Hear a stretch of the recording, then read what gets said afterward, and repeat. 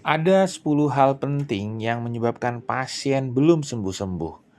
Yang pertama, pasien belum 100% yakin dan percaya bahwa Allah Maha Kuasa menyembuhkan sakit apapun, kapanpun, dimanapun, dengan cara apapun, tanpa syarat apapun. Contohnya, dia bertanya, apakah saya bisa sembuh ya dok? Ya kalau kita yakin sama Allah ya pasti ada sembuh lah. Kan terserah Allah. Yang kedua, pasien terlalu banyak melakukan pembenaran atau justifikasi bahwa dia layak sakit.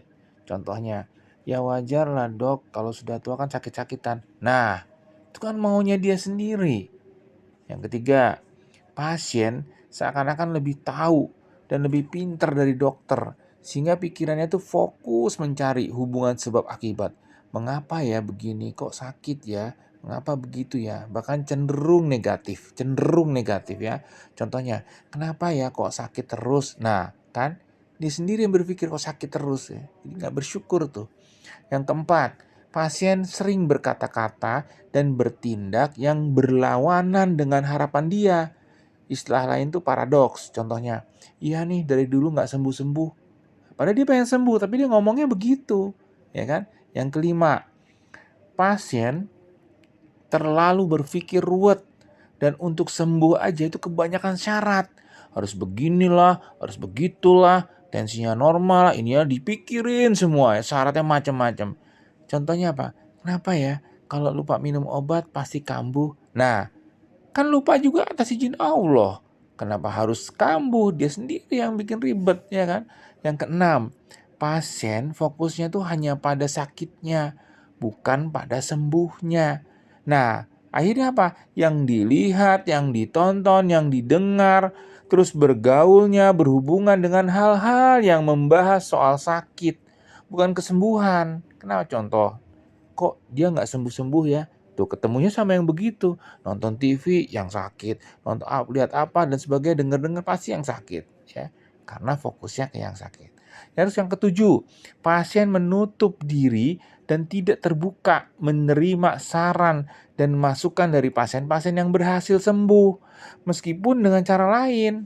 Contohnya, saya mah sehat-sehat aja kok. Nah, dia nggak jujur, nggak mau terbuka dia.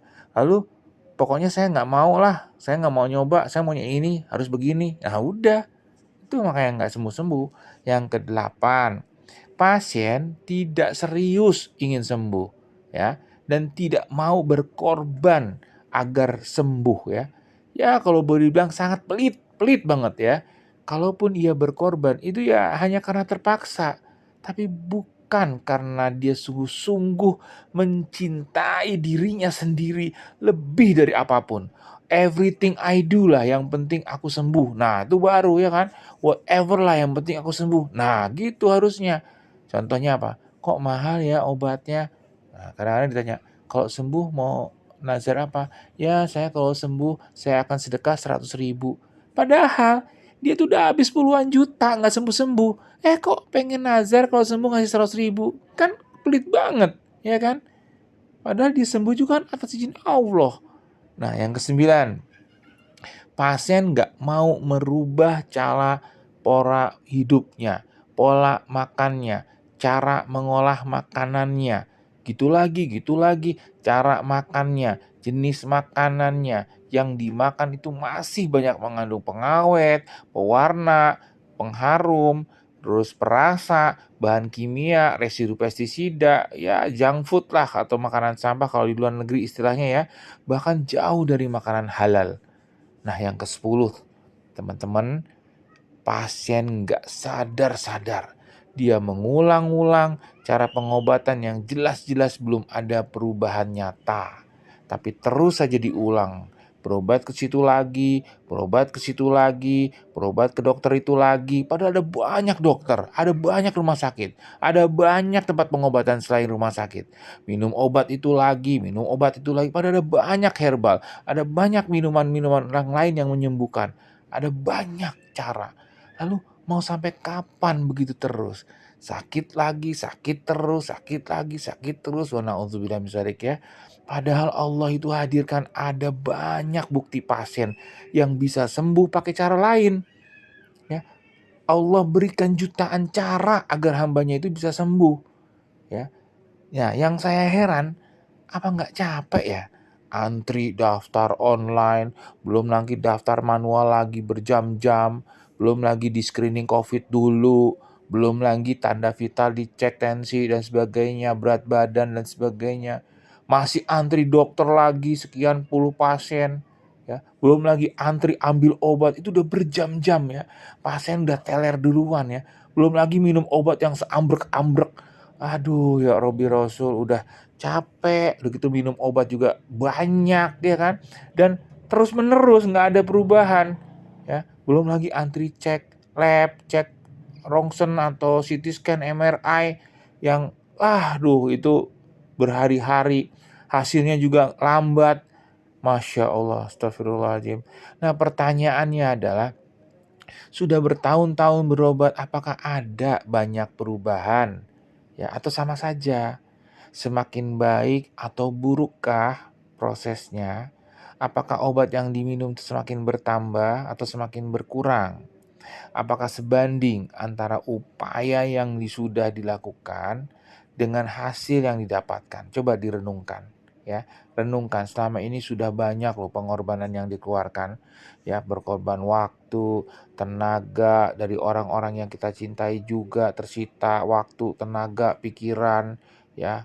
Kemudian berkorban perasaan, resiko tertular penyakit karena bolak-balik ke rumah sakit, ya, belum dirawat dan sebagainya, resiko kecelakaan selama perjalanan dari rumah ke rumah sakit, belum yang jauh rumahnya, belum yang resiko kena ganjil genap, belum yang banyak sekali teman-teman. Itu intinya coba direnungkan, sudah banyak perubahan atau belum ya. Kalau belum ya, sadari intinya itu poin 1-10 tadi itu adalah wujud perilaku yang tidak dikendalikan oleh ruh atau oleh kesadaran, tapi dikendalikan oleh pikiran dan perasaan. Oleh karena itu, kita perlu tuh membuang teori-teori, pikiran-pikiran, perasaan-perasaan kita yang membelenggu, yang menghalangi kesembuhan kita. Kita buang, sama dengan handphone, lemot, kita bersihkan, kita bersihkan datanya. Ya, sama dengan mobil, kerak-keraknya kita bersihkan. Ya, sisa-sisa pembakarannya kita buang. Ya, residunya kita bersihkan. Selama itu nggak dibersihkan, ya sami mawon. Bisa dipahami ya Bapak Ibu ya, teman-teman ya. Kita bersihkan, kembalikan ke normal ya. Kembalikan ke muda lagi, insya Allah, dengan membuang sampah tubuh yang ada dalam tubuh ya, dengan herbal dan probiotik. Kemudian kita buang sampah pikirannya, perasaannya, kita rubah polanya. Semuanya kita buang yang menghalangi kesembuhan. Insya Allah tubuh akan pulih seiring bangunnya kesadaran ruhani. Dan kesadaran ruhani ini adalah kuncinya teman-teman. Nah kalau nggak percaya, coba deh hubungin saya. Yuk kita diskusi. Insya Allah ya, saya Dr. Purindro bisa diizinkan Allah mudah-mudahan melayani Anda dengan sebaik-baiknya.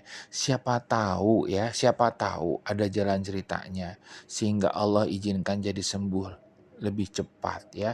Qadarullah atau wasilah upaya yang kita lakukan bersama-sama.